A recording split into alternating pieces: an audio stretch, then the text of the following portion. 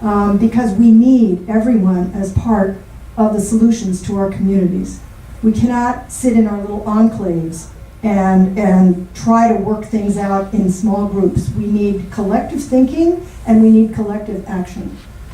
I'm sorry to jump in there. No, I just had a question because that's one of the biggest reasons why we wanted to meet today. Any suggestions on how to really motivate? As we've been working in our neighborhoods and in our community, tons of people that I had even registered myself in the 2008 wave of Tu Voto 50, which was run by Susan Beisowitz. I was in charge of Western Connecticut for that. And I registered them and I've asked them, have you voted? They said no. And I don't understand. So any advice, because a lot of them just actually really don't feel like they are part, like somehow their vote, like they really don't feel. And I guess as they translated themselves from another country, they still don't feel somehow like they can merge into this new society they live in.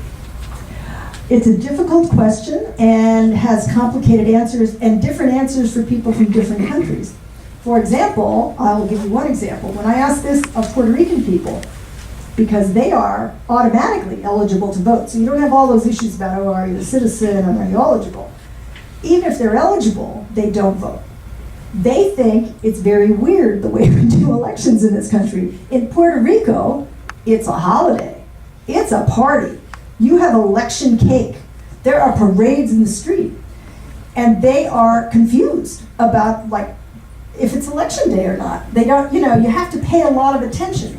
And we have a lot of elections. So they said to me, you guys are always having elections. We had one election a year, and we do everything. President, governor, whatever, it's all in one day. So you just see there are cultural differences in election behavior.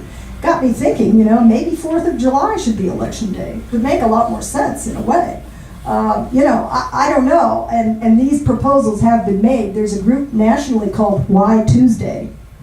It's a darn good question. I mean, because traditionally in this country we vote on Tuesday. It's probably lost in the mists of time. Why? It's probably because it was an agricultural community. I don't really know. But first Tuesday in November is when we've always voted. So it just shows you, I think we have to educate people, and maybe groups like this can help people understand the differences in electoral behavior. Some people come from countries where you don't vote because or you vote because it's scary if you don't vote. There's a lot of people that come from countries that have no understanding of our freedom of voting and are afraid not to vote in many countries. When you see some countries that have very dictatorial governments and like 95% of the people are voting, well, you might wonder why. And I was involved in both of the campaign in the U.S. and then the Dominican campaign, which they are eligible to vote. The participation for the Dominican campaign, it's like 90-something%, and the passion for it is incredible.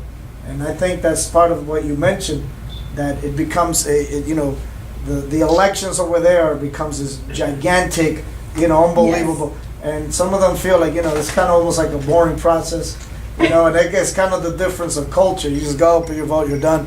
There's nothing to get kind of people pumped. And I think that's why there's that disconnect of, I don't feel excited and I don't feel, there's something going on and I just cast my ballot.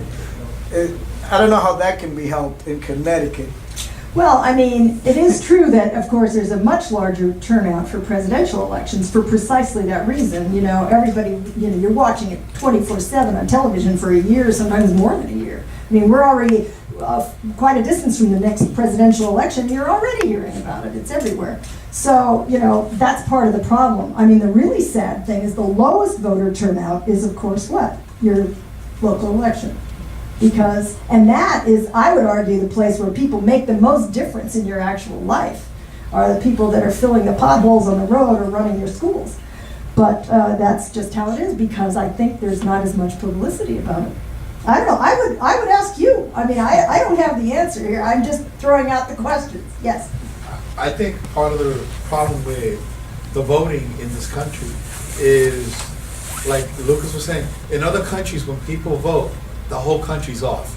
And a lot of the Hispanics, they said, I start work at 7 or in the morning, or Sometimes I start at 6.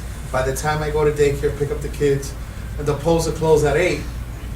You know, It's a tremendous problem. It is. If the polls, I think, were able to be open a little bit, even up to midnight, that could help. Well, I mean, we are working on some solutions to that. I mean, 30 states now, 32 states now have some form of early voting. In other words, you vote on more than just the Tuesday. Right. And part of it might overlap on a weekend or something like that, you know. But it is a problem for lots of people, not just certain groups. I'm Yes. a small business owner in New York, and I don't know if the laws are the same in Connecticut, but on election day, I have to give my employees 2 hours paid time to go vote. Oh, no, I don't So think we have that. that's for New York. I don't know Yeah. for Connecticut. So on election day, because Yeah. we do have very busy schedules, the law in New York, Yeah, 2 hours I have to grant my employees to go vote. really. Mhm. Well, that's a solution. I Yeah. mean, it's kind of a solution. I don't know if it's the same in Connecticut. I'm not sure. No, I don't think it is. No, it's I've not. never heard of such a thing, We don't have but, That's why my business is in New York.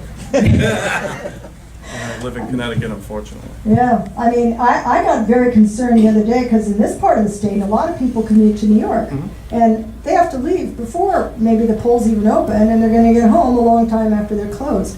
And the other day, when you saw the trains breaking down, and you think, well, that could happen, well, that's gonna deny a whole bunch of people their vote, perhaps. So that's why I do favor some kind of early voting for Connecticut. I don't know if it's just one more day at least, like on a Saturday or whatever, but something to liberalize that.